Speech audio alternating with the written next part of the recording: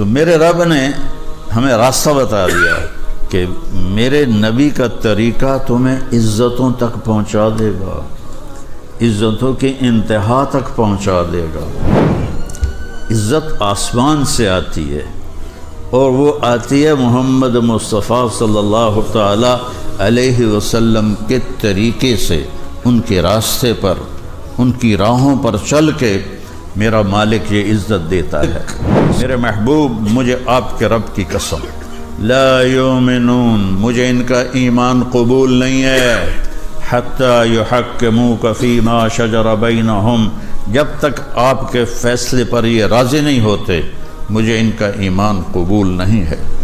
کہ محمد سے وفاتوں نے تو ہم تیرے ہیں، یہ جہاں چیز ہے کیا لوح و قلم تیرے ہیں۔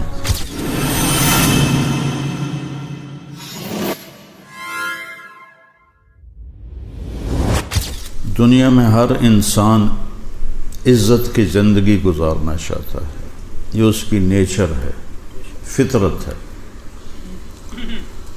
اور ذلت کو برداشت نہیں کرتا۔ عزت اس کی ڈیمانڈ ہے، شریعت کے اندر ہو تو یہ اس کا حق ہے، شریعت سے باہر ہو جائے اور وہ تکبر چاہنے لگے، اوروں کو ذلیل کرے اپنے آپ کو بڑا بنانے کے لیے، تو یہ اس کا جرم ہے۔ تو آج کے دور میں ہمارا علم غلط ہو گیا ہے، ہم ساری عزت پیسے میں سمجھ رہے ہیں، پیسہ ہوگا تو بڑی عزت ہوگی، پیسہ نہیں ہوگا تو تمہیں کون پوچھے گا، پیسہ نہیں ہوگا تو تمہیں کوئی جوتے پہ نہیں لکھے گا، پیسہ نہیں ہوگا تو تمہارے بچوں کے رشتے نہیں ہوں گے، اچھا گھر نہیں ہوگا تو رشتے کے لیے کون آئے گا۔ یہ علم غلط ہو گیا، بالکل ٹوٹلی غلط ہو گیا ہے۔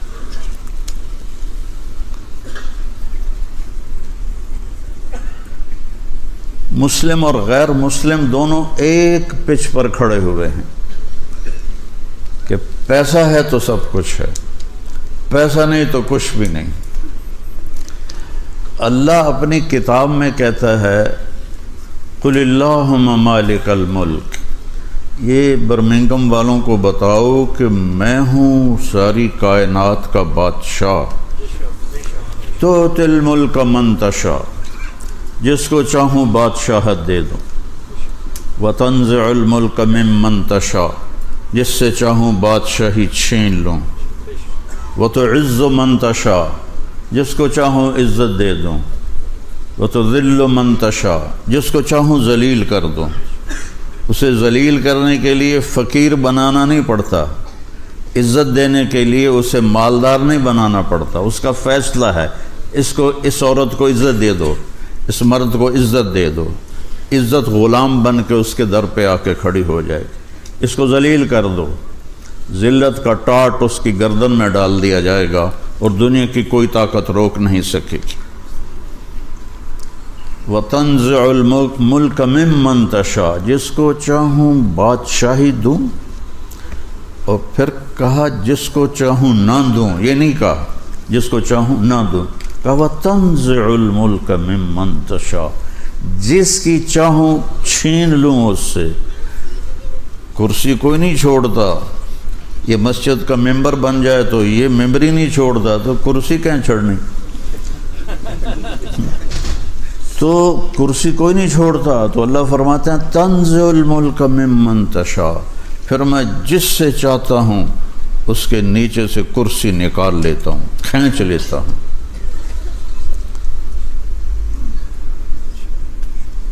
تو ساری کائنات پر اللہ بادشاہ ہے۔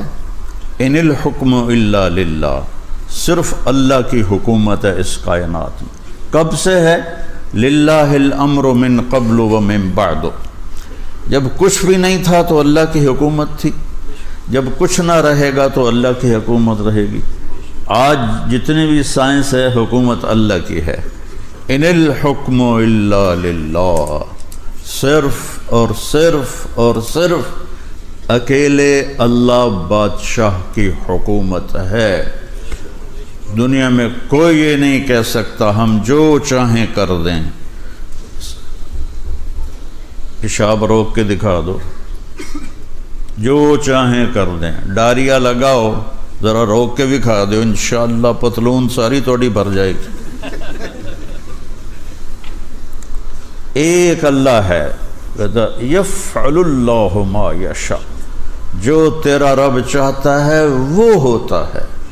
وما تشاءون الا ان یشاء اللہ رب العالمین، یہاں وہ ہوتا ہے جو تیرا اللہ چاہتا ہے۔ ان القوۃ للہ جمیعا، ساری طاقت اللہ کے ہاتھ میں ہے، ساری حکومت اللہ کے ہاتھ میں ہے، ساری زمینوں پر آسمانوں پر اللہ کا قبضہ ہے۔ یمسک السماوات والارض ان تزولا، زمین آسمان کو روکا ہوا ہے اللہ تعالیٰ نے، اگر اللہ تعالیٰ کی نظر ہٹ جائے تو یہ آپس میں ٹکرا کے تباہ و برباد ہو جائیں۔ الشمس تجری لمستقر لہا، سورج کو چلایا ہوا ہے، باندھا ہوا ہے اللہ تعالیٰ نے، 12 لاکھ گنا زمین سے بڑا ہے سورج، 12 لاکھ گنا بڑا ہے زمین سے سورج، اور گیسز ہیں، کوئی ٹھوس چیز نہیں، گیسز ہیں، اور 9 لاکھ کلومیٹر فی گھنٹہ اس کی رفتار ہے۔ تمہارے یہاں میل چلتے ہیں تو 6 لاکھ مائل فی گھنٹہ اس کی رفتار ہے، اور وہ گیسز ہیں۔ اور اللہ تعالیٰ فرما رہا ہے للشمس ينبغي لها ان تدرك القمر ولا الليل سابق النهار، سورج میں طاقت نہیں ہے کہ اپنی جگہ سے ذرا بھی ہٹ کے دکھا دے، چاند میں طاقت نہیں ہے کہ گھٹنا بڑھنا روک کے دکھا دے، ستاروں میں طاقت نہیں ہے کہ رک کے دکھا دے، ساری کائنات تو دوڑ رہی ہے، وَكُلٌّ فِي فَلَكٍ يَسْبَحُونَ، دوڑ رہے ہیں۔ وَالسَّمَاءَ بَنَيْنَاهَا بِأَيْدٍ وَإِنَّا لَمُوسِعُونَ، ہم نے آسمانوں کو کھڑا کیا اور ہم اس کو پھیلا رہے ہیں، پھیلا رہے ہیں، پھیلا رہے ہیں، یہ پھیلتی جا رہی کائنات، پھیلتی جا رہی ہے۔ تو مسلمان کا ذہن لا الہ الا اللہ ہے کہ سب کچھ میرے اللہ کا ہے، جو لا کہا وہ لا ہوا، وہ لا بھی اس میں لا ہوا، جز لا ہوا، کل لا ہوا، پھر کیا ہوا؟ اللہ ہوا۔ تو اللہ عزت دے، اللہ بادشاہی، اللہ نے بہت سو فرعون کو حکومت دی،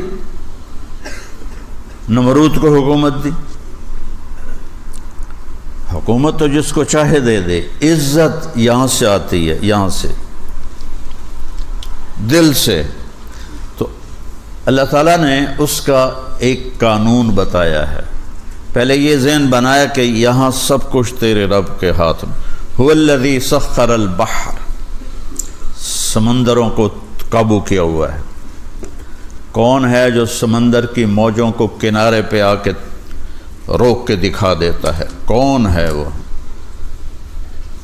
کون ہے جو پانی کو بھاپ بنا کے اٹھاتا ہے؟ اگر سمندر کا پانی کڑوا نہ ہوتا تو دنیا میں بارش نہ ہوتی، بارش نہ ہوتی۔ اگر سمندر کا پانی میٹھا ہوتا تو پوری دنیا میں اس پانی کی بدبو سے دنیا مر جاتی۔ تم تو ویسے ہی چاروں طرف سمندر میں ہو، تنوں تو پہلے ہلے چوس لے جانا ہے۔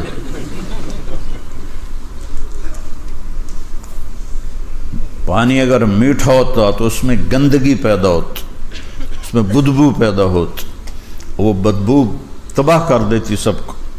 اللہ نے اسے کڑوا بنا دیا، نمک ڈال دیا، اور نمک ڈالنے کا کام ہمارے ذمہ ہوتا، بھائی نمک پاؤ سارے، انگلینڈ آنے دا تو اور کام ہی کوئی نہیں رہ جاؤنا، چاروں پاسے سمندر ڈو ڈو کے مر جانا ہی تساں۔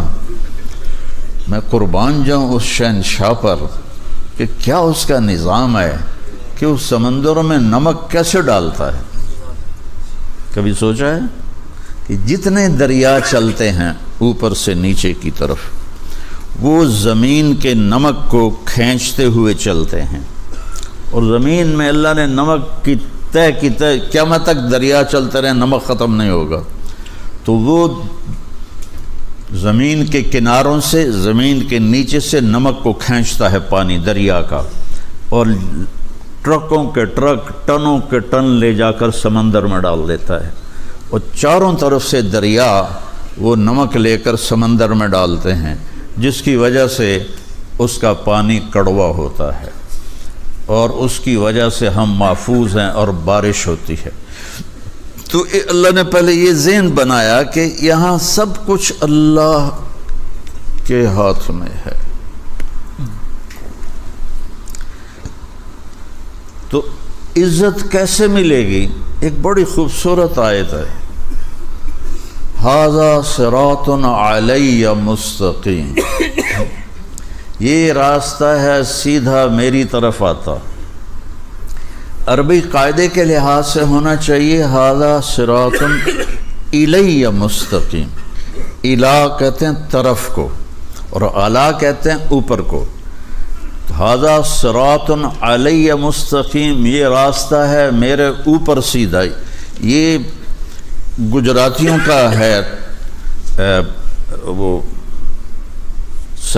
طریقہ لکھنے کا۔ مولانا عمر صاحب رحمۃ اللہ علیہ ہمیشہ اپنے بیان میں کہتے تھے میں نے اس پر خط لکھا، میں نے اس پر خط لکھا، اس نے مجھ پر خط لکھا۔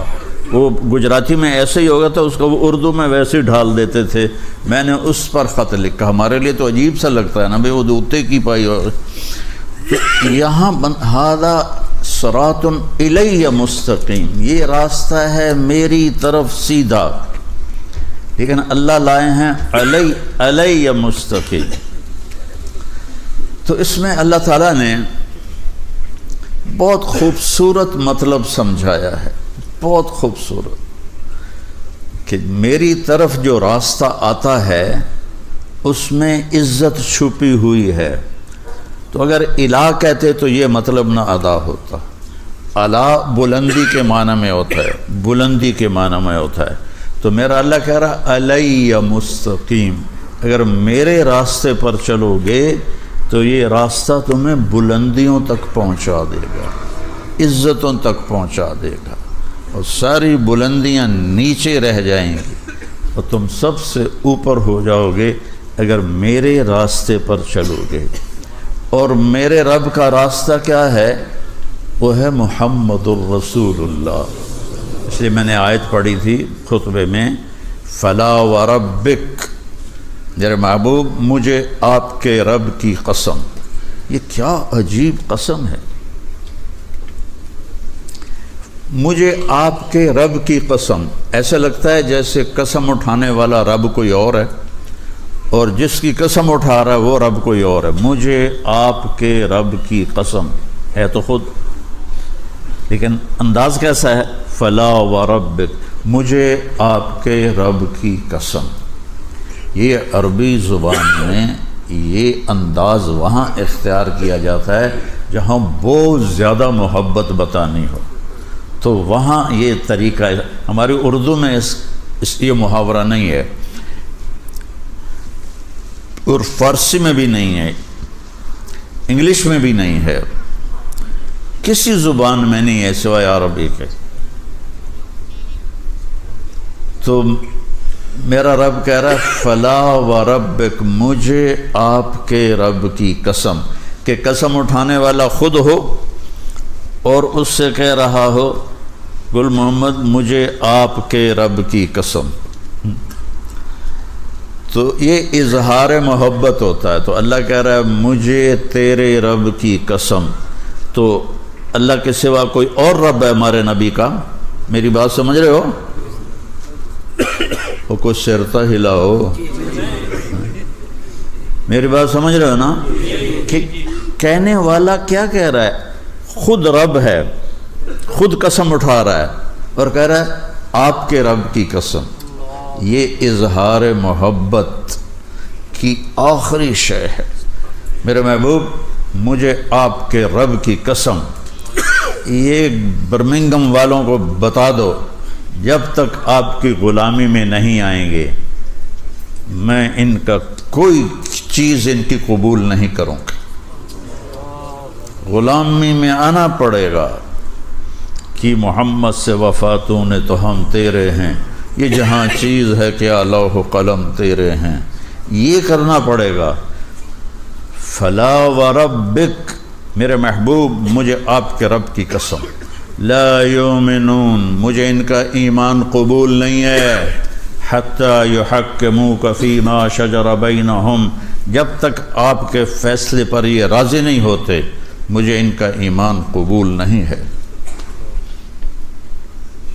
تو میرے رب نے ہمیں راستہ بتا دیا کہ میرے نبی کا طریقہ تمہیں عزتوں تک پہنچا دے گا، عزتوں کی انتہا تک پہنچا دے گا۔ حضرت سفینہ رضی اللہ تعالیٰ عنہ ایک صحابی ہیں، جنگ میں قید ہو گئے روم کی، تو ایک رات موقع پا کے نکلے اور بھاگے، آگے دریا تھا، دریا پار کیا، اب آگے پتہ نہیں جانا کدھر ہے، سامنے شیر آ گیا، شیر نے تھوڑی اپنی آواز نکالی، دھاڑا، تو وہ کہتے ہیں ایھا الاسد، آپ تو کہو گے کہ مولوی صاحب پتہ نہیں کی گلاں کیتی جاندا ہے، یہ ہوا ہے، اے موبائل نہیں توڑا گلاں کردا، کبھی کسی نے سوچا تھا 30 سال پہلے؟ تو وہ تار جڑا ہوا تھا اللہ سے، ایھا الاسد انا مولا رسول اللہ صلی اللہ علیہ وسلم، اے شیر میں اللہ کے نبی کا غلام ہوں، مجھے راستہ دکھا۔ تو شیر جعل یبسبس، یبسبس ہوتا ہے کیسے اپنی دم ہلانا، دم ہلانا ہوں کرنا، جیسے گھر میں پالتو کتے اور ایسے اپنی دم ہلاتے ہیں، تو شیر ان کو آ کے ایسے اس نے دھکا دیا اور اپنی دم ہلانے لگا اور آگے چل پڑا، چلتے چلتے چلتے چلتے جہاں صحابہ کا لشکر موجود تھا وہاں جا کے پہنچا کے پھر کھڑا ہو کے ایسے دیکھنے لگا، جی ہن چھٹی ہے چلا جاؤں، تو انہوں نے فرمایا اذهب جا، وہ واپس چلا گیا۔ یہ عزت ملی ہے در مصطفیٰ سے۔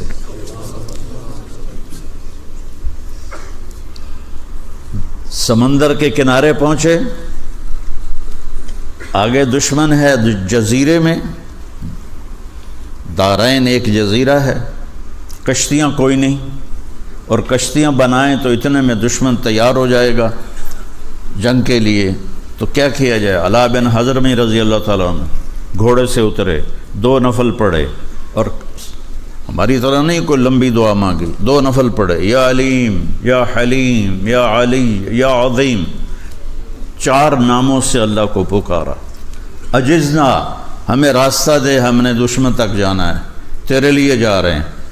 تو ایک دم سمندر کا پانی غائب ہو گیا، اور کہا سم اللہ واقتحموا، پڑھو بسم اللہ اور کود جاؤ۔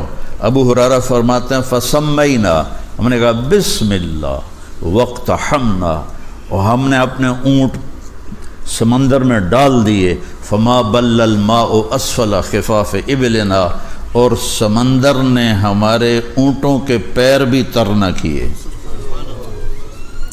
عزت آسمان سے آتی ہے، اور وہ آتی ہے محمد مصطفیٰ صلی اللہ تعالی علیہ وسلم کے طریقے سے، ان کے راستے پر، ان کی راہوں پر چل کے میرا مالک یہ عزت دیتا ہے کہ ساری کائنات اللہ مسخر فرما دیتا ہے۔